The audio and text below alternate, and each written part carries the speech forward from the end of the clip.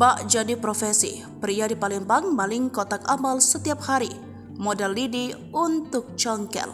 Viral di media sosial, aksi seorang pria mencuri uang di kotak amal masjid. Rekaman video pria di Palembang maling kotak amal itu ramai di media sosial seperti Instagram. Di dalam video terdengar suara seorang wanita diduga merupakan perekam video yang menyebut bahwa pelaku setiap hari melakukan aksi pencurian kotak amal masjid.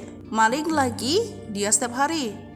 Dia mencuri apa tidak ada yang menangkap dan memukulinya, ungkap perekam video itu. Informasi di himbon-paku.com, peristiwa pencurian itu terjadi di Masjid Darut Taqwa yang beralamat di Jalan Panca Usaha RT 50, Kelurahan Lima Ulu, Kecamatan Jakabaring, Palembang.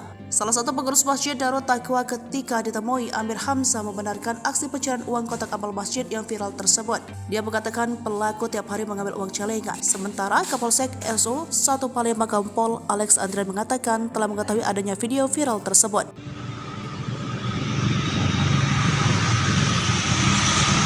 Maling lagi dia nah. Tiap hari nih dia nih maling. Gak katik nih anu nak nangkep dia nih, aku nak gebuk dia nih no.